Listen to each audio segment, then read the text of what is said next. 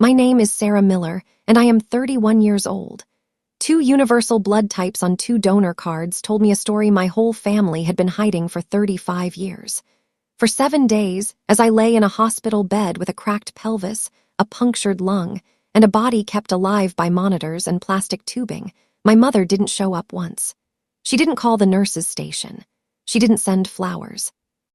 She chose a cousin's minor kitchen remodel emergency over her own daughter's near-fatal car accident. But when I finally walked out of that hospital on my own 2 feet, I didn't just walk away from the pain of her absence.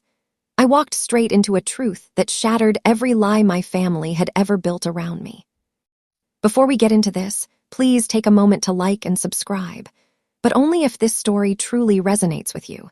And drop your location and local time in the comments below. I love reading where you are listening from right now. Now, let me take you back to a small, drafty, split-level house in Oak Ridge, Tennessee, and the childhood that prepared me to survive being invisible. Growing up, there were 2 children in the Miller house, but only one who seemed to occupy physical space. My brother Ethan was 2 years older. He was bright, vocal, and endlessly demanding of energy, attention, and resources. My parents, Arthur and Alina Miller, revolved around him like planets around a sun. My father worked 30 years as an estimator for a commercial roofing contractor, a quiet man who spent his evenings in the garage sanding wooden furniture he never finished. My mother, Alina, was an administrative assistant at a local dental office. She was a woman governed entirely by appearances, public perception, and an unspoken hierarchy of who deserved her warmth. Ethan was at the top of that hierarchy. I wasn't even on the list. It wasn't that I was abused in a way that left marks you could photograph. It was the quieter, slower kind of dismissal that makes a child feel like a ghost in her own hallway. If Ethan had a cold, the entire house was put on lockdown. Chicken soup was simmered for 6 hours, the television was muted, and my mother sat by his bed dabbing his forehead with damp washcloths. When I broke my wrist in the 5th grade falling off the monkey bars at school, my mother made me sit on the vinyl sofa in the living room for 4 hours until my father came home from work, because she didn't want to pay the out-of-network urgent care copay without his union card. I remember sitting on that sofa, holding my swollen arm, watching the clock tick from 3 to 7. I didn't cry. Even at 10 years old, I had already learned the fundamental rule of our household. Crying only made my mother annoyed, and being annoyed made her colder. I told myself I didn't need the attention. I told myself I was strong, independent, self-reliant. I poured everything I had into my education. I figured if I couldn't be the daughter they noticed out of affection, I would be the daughter they couldn't criticize out of competence. I put myself through nursing school at East Tennessee State University. I worked 40 hours a week as a unit clerk at the medical center while carrying a full course load. I paid my own tuition, bought my own textbooks, and moved into a tiny 1-bedroom apartment near the train tracks. When I graduated with honors, my father came to the ceremony, sat in the back row, and left before the reception to fix a leak in Ethan's garage roof. My mother didn't come at all. She said her vertigo was acting up, though my cousin later mentioned she had spent that entire afternoon at the mall helping Ethan choose carpet samples for his new townhouse. I became a trauma nurse at a Level I regional medical center. For 8 years, I stood on linoleum floors under cold fluorescent lights, holding the hands of strangers, monitoring vitals, catching subtle shifts in oxygen saturation, and helping families navigate the worst days of their lives. I became expert at reading people, at detecting the small, unspoken currents of fear, grief, and deception that run through hospital rooms. I thought I knew how the world worked. I thought I had processed my childhood and filed it away under things I could not change. I was wrong. Fast forward to October of last year. I was driving home from a grueling 12-hour night shift on Interstate 40. It was 6:45 in the morning. The sky was that dull, bruised shade of gray that early autumn brings to the mountains. Rain was slicking the asphalt. I was 5 minutes from my exit when a distracted driver in a full-sized pickup truck drifted across 3 lanes of traffic and hit my sedan broadside at 50 miles an hour. The impact tore my car apart. The driver's side door collapsed inward. My body absorbed the force of 2 tons of steel. I remember the deafening crunch of metal, the smell of deployed airbags and ozone, the sudden, violent stoppage of time, and then nothing. When I woke up, I was in the ICU of my own hospital, not as the nurse in the blue scrubs, but as the body in the bed. I had a severe concussion, 3 fractured ribs, a cracked pelvis, and a chest tube draining blood from a pulmonary contusion. I had IV lines in both arms, a heart monitor beeping above my head, and a catheter draining my bladder. I couldn't move my lower body without a sharp, tearing pain radiating through my hips. My best friend and colleague, Clara, was sitting in the plastic chair beside my bed when I opened my eyes on Tuesday afternoon. She reached out and took my hand, her eyes rimmed with red. "You're okay, Sarah," she whispered, her voice trembling. "You're stable, you're going to be okay." I tried to speak, but my throat was raw from the endotracheal tube they had removed hours earlier. "My family," I rasped out. Clara's face went rigid. It was a subtle shift, the kind only another trauma nurse would catch. A tightening around the jaw, a slight drop of the eyelids, a deliberate pause before answering.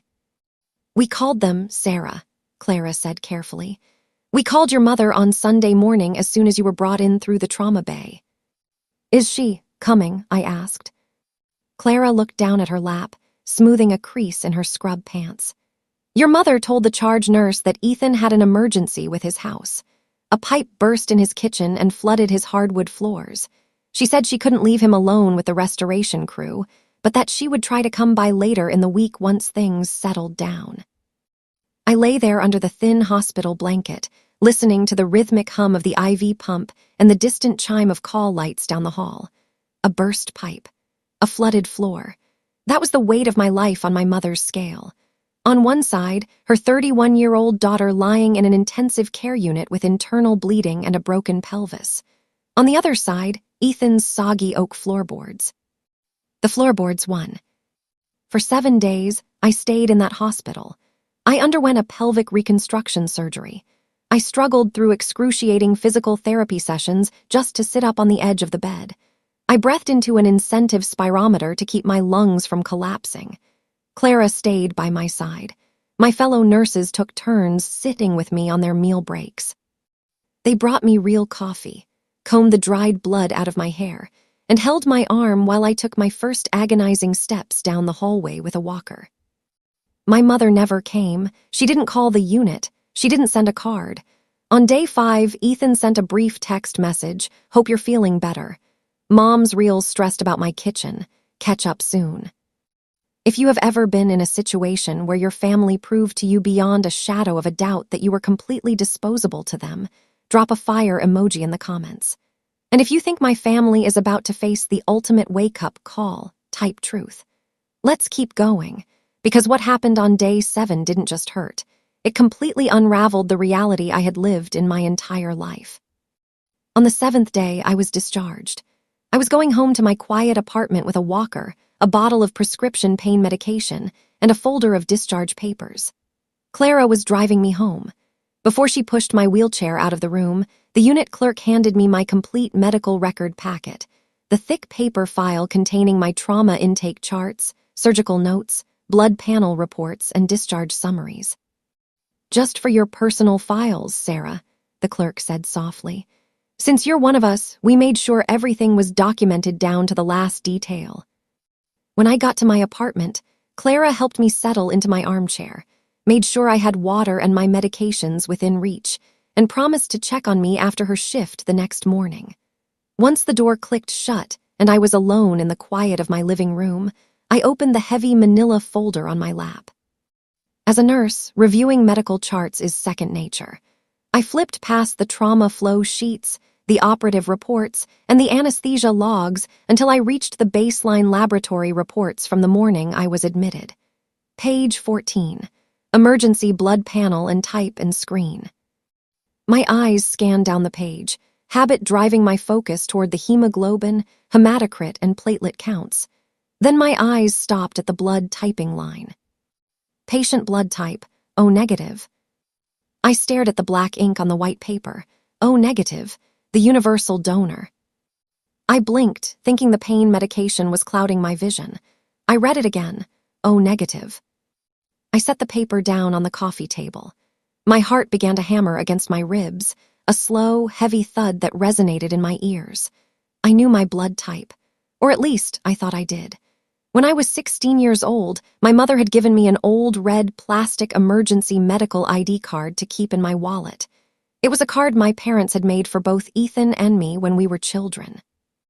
On the back, in my mother's neat, slanted cursive handwriting, it clearly stated, Sarah Miller blood type, OB positive. I had carried that card in my wallet for 15 years. I had written OB positive on every school medical form, every camp registration, every health history questionnaire I had ever filled out.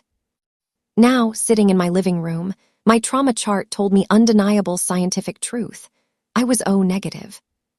To a layperson, that might seem like a simple clerical error on an old childhood card. But I am a nurse.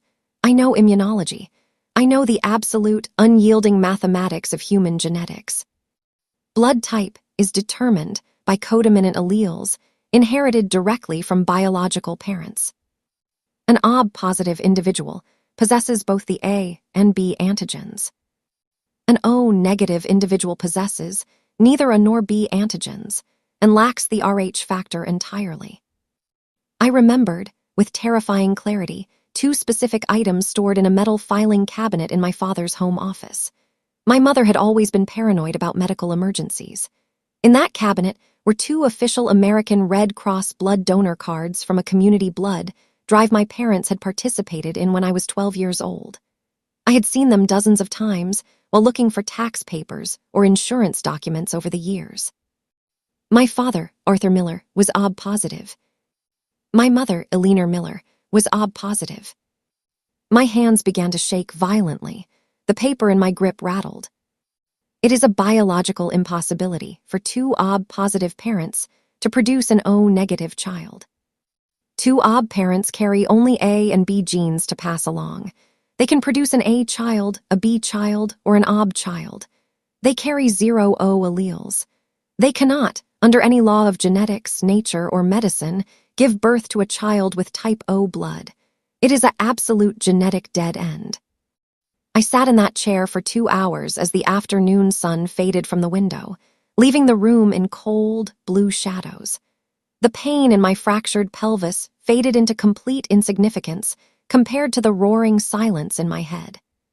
The coldness, the dismissal, the way my mother looked at me as if I were an intruder in her home, the way my father looked right through me, the broken arm at 10 years old, the skipped graduation, the 0 concern when I was lying in an ICU with internal bleeding. I was not their biological daughter. I wasn't just the neglected child.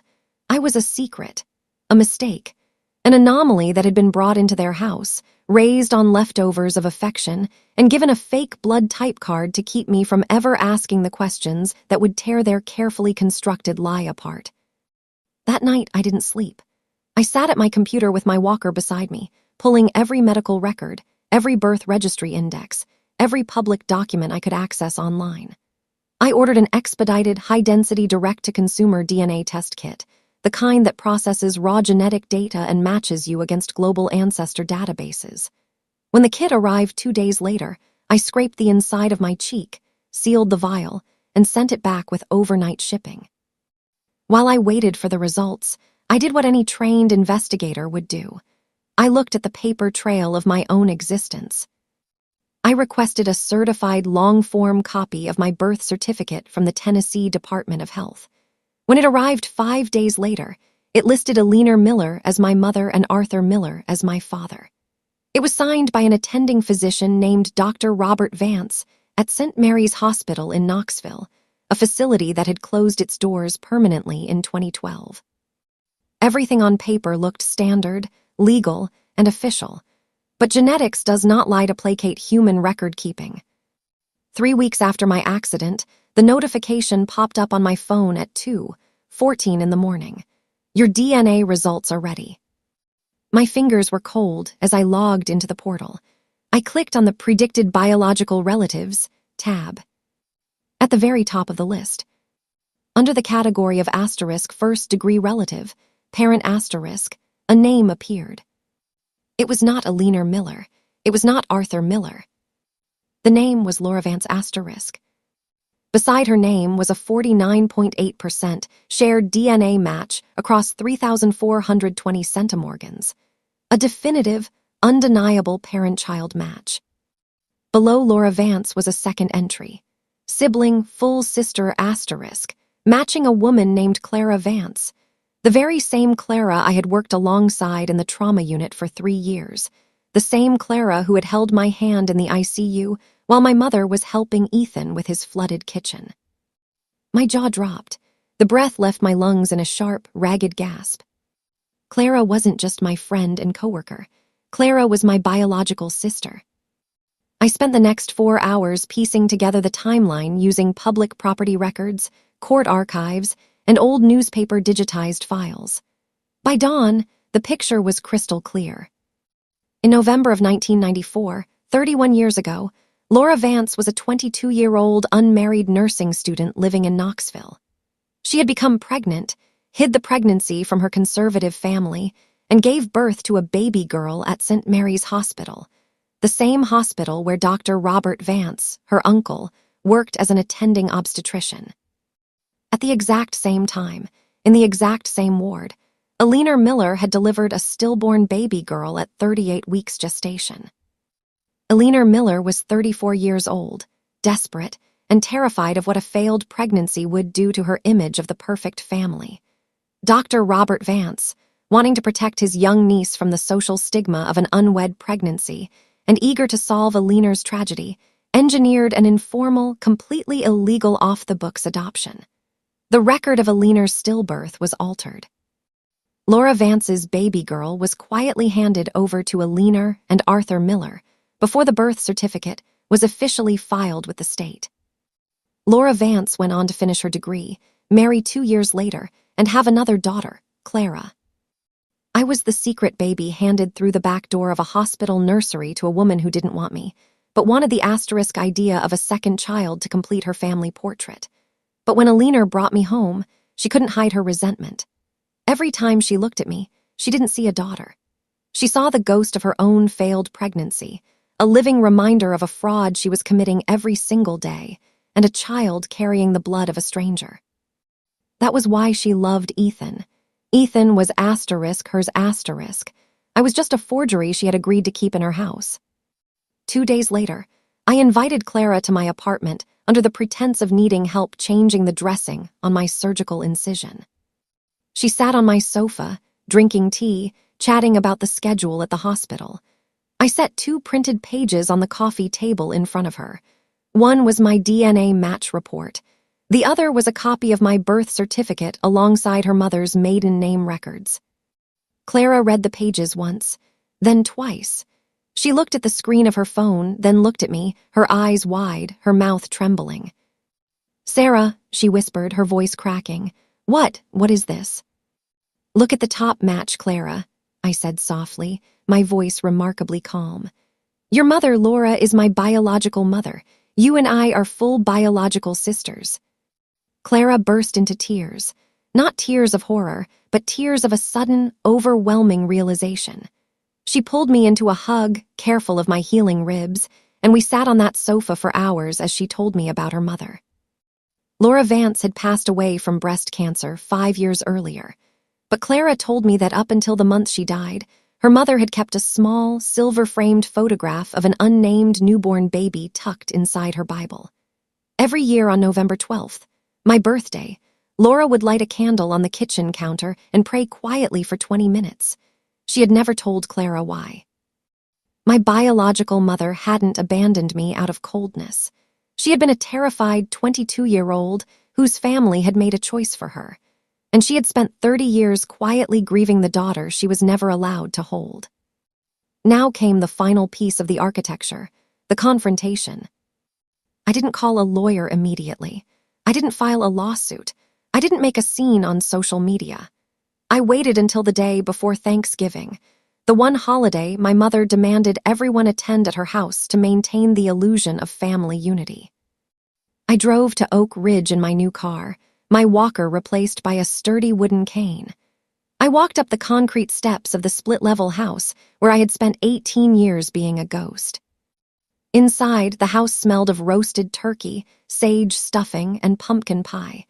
Ethan was sitting in the living room watching a football game on the big screen TV, his feet propped up on the coffee table. My father was in his recliner, asleep with a newspaper over his chest. My mother was in the kitchen, wearing an embroidered apron, wiping down the marble countertops.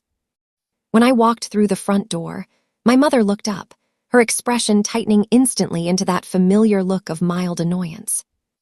"Well, Sarah," she said, setting her dish towel down. "Look who decided to show up. You could have come earlier to help with the vegetables, but I suppose your recovery is still your main excuse." I didn't answer. I walked slowly into the dining room, using my cane, and stood at the head of the long mahogany table, the same table where I had sat in silence for dozens of holidays while Ethan was celebrated. "Arthur, Ethan," my mother called out, her voice sharp. "Sarah's here. Sit down so we can eat before the gravy gets cold." My father stirred from his chair and shuffled into the dining room. Ethan strolled in, holding a beer, not even glancing at my cane. "Hey, Sarah," Ethan said, pulling out a chair. "Glad you're off the crutches. Hey, did Mom tell you about my kitchen? They finally got the drywall replaced. Cost a fortune, but Mom helped me cover the deductible." I stood at the head of the table. I didn't sit down. "I brought something for dinner," I said. My voice was low, perfectly clear, and carried a weight that made my father stop mid-stride. I reached into my bag and pulled out a large, red expanding accordion folder. I laid it flat on the pristine white tablecloth, right between the gravy boat and the cranberry sauce. My mother frowned. "What is that, Sarah? We're about to eat. Put your work papers away." "These aren't work papers, Alina," I said. It was the first time in my 31 years I had ever called her by her first name. She froze, her eyes snapped to mine, sudden suspicion and cold anger flaring in her gaze. "What did you just call me?" "I have a question for you, Alina," I continued, keeping my tone as calm as a physician delivering a prognosis. "When I was in the ICU 3 weeks ago with a fractured pelvis and a punctured lung, you told the nurses you couldn't come because Ethan had a flooded floor." "I was busy," Alina snapped, her face flushing red. "Ethan had a crisis. You were in a hospital surrounded by doctors. What was I supposed to do, sit there and hold your hand?" "No," I replied. "You were supposed to act like a mother, but then I realized why you couldn't." I opened the red folder. I pulled out the first document, the certified lab report from my trauma admission. "This is my official blood typing record from the hospital," I said, placing it in front of my father. "It shows I am O negative." My father blinked at the paper through his reading glasses. "So, what does that matter?" "You are OB positive, Arthur," I said, looking him dead in the eye. "Alina is OB positive. 2 OB positive parents cannot conceive an O negative child. It is a biological impossibility." The room went dead silent. The only sound was the faint hum of the refrigerator in the kitchen and the sound of the football game continuing in the other room. My father looked from the paper to my mother. "Alina, what is she talking about?" My mother's face had drained of all color. The red flush of anger was gone, replaced by a ghastly, translucent white. Her lips parted, but no sound came out. "I didn't stop there," I said, pulling out the next stack of papers. "This is my long-form birth certificate from St. Mary's Hospital, November 12th, 1994. And this is the death certificate of a stillborn female infant born to Alina Miller at 6:12 a.m. on the exact same morning."